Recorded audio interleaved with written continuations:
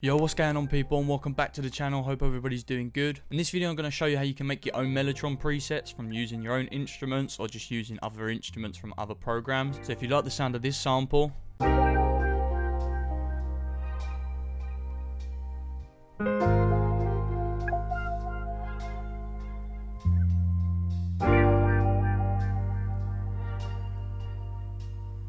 then stick around and I'll show you how I made this preset and how I made this sample.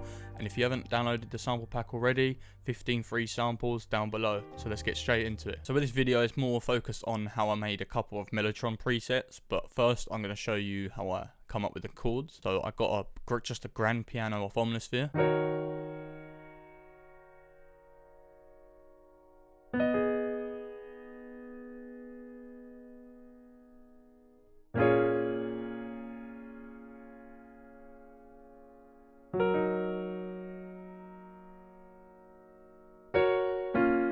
And all of them chords are just minor ninths and just minor triads in the second half of these. So I've run this piano through a preamp just to give it that nice tone and saturation for sound that I like. Then a minimal reverb as usual. Instead of using a normal EQ, I like to use this strip now from a virtual mix rack. I feel like it just gives the piano like a more natural sound. So the first sound I've used with Mellotron is I've just gone into Omnisphere, and if you just go on the default, go into these folders, you can just get just the dry sounds before they're actually made into presets, because if you go here, they're just presets layered on top of each other. So I've got this guitar sound and I've just used a C note, as you can see here. So I've turned that guitar into a wave file, and as you can see here, put a Mellotron guitar 2 wave. That is it. So with this, I didn't want it too much. Tone, I wanted it to be quite high still. Flutter to just give it that nice, obviously like detuned sound. The mechanics and tape saturation I didn't want to have up because I felt like there was enough noise and saturation in the sample, and I just pretty much kept this all simple. And then for the effects, I've put this flanger on, as you can see here, so I'm processing before it's even into the mix rack. And then the tape echo, which I feel like it gives it a nice cool like texture vibe to it. And then this rotary speaker, I feel like it gives it a lot of like an old saturated feel that I really like. This is with it off, and then this is with it on. It's barely noticeable, but if I have my headphones on, I can hear it. So all that sounds like is the same chords from the piano.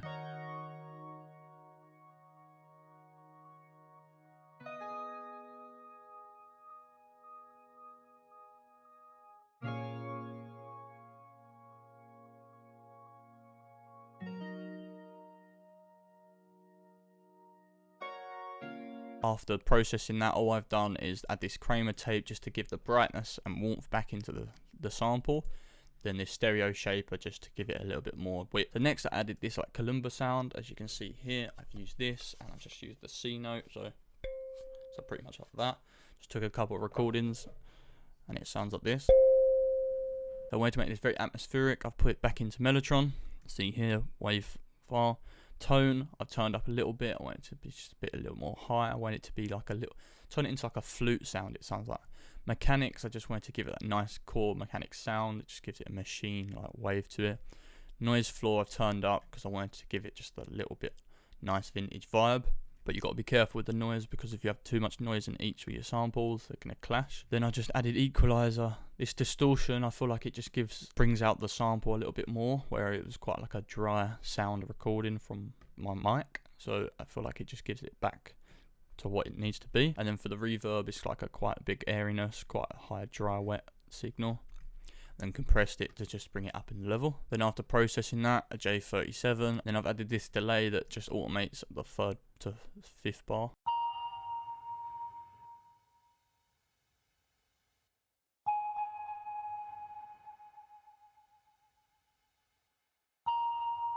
Next I use this ample bass P guitar, and it's just pretty much simple.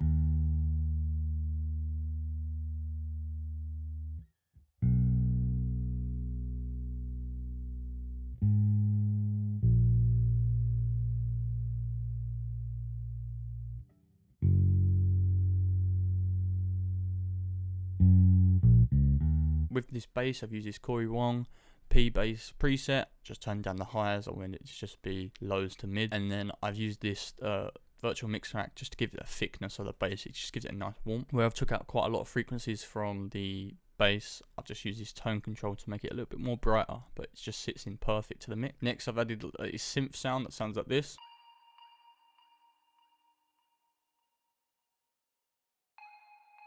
And what you can hear on that is a ton of delay. I just wanted to give it a nice width, and just it fills in the blanks and the pockets of the sound very nice. And then with that, I just EQ'd the sound, just lows and a bit highs. And a lot of these sounds don't really need EQing because I've EQ'd them within the mix of the actual preset. So the next thing I've done, I had this Mellotron sound that sounds like this.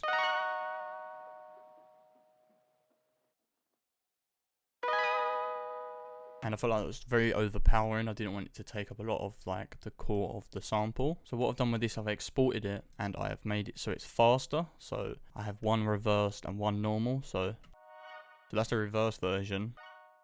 And then that's the normal version I had first. So with the reverse version, I've just put on quite a bit of like an airiness reverb. And then the other version, I've put like this ghost delay on it. It just gives it a nice effect. And then next I've added like this contact guitar that just gives the whole sample a nice different type of texture.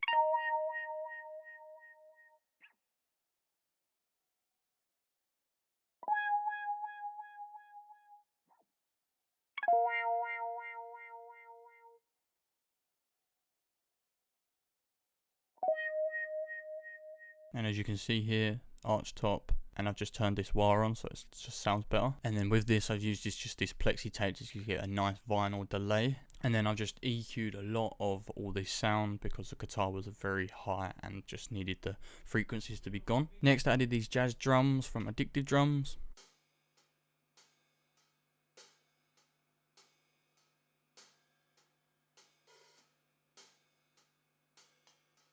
And then all I've done with this is just add this preamp just to give it a nice tone and saturated sound. I just use a default J37 on this. Second half of the sample, I just added these bleeding key synth sound.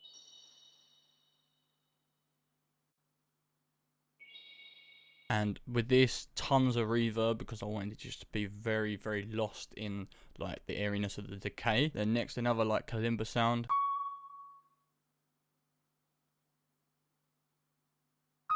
And that sound is left dry, it has nothing really on it, it's just natural and just fits in the vibe perfect. Then lastly is the vocals.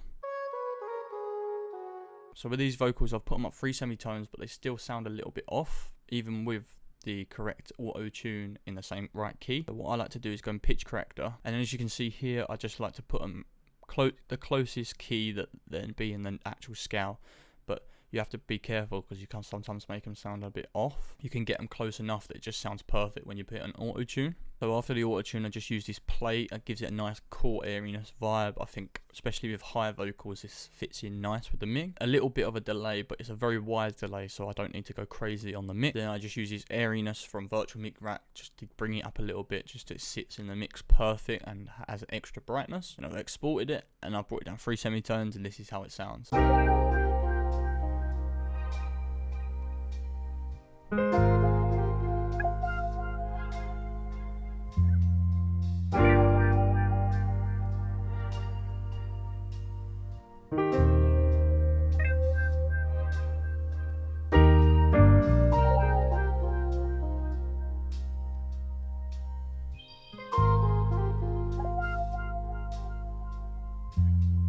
So yeah, that's the whole sample altogether. I showed you a little tips with the Mellotron and how you can just use your own sounds or use other people's sounds and just turn them into something different. If you want me to do any other instrument on an analog collection, then I can do that. If you've got any ideas for another video, then comment down below.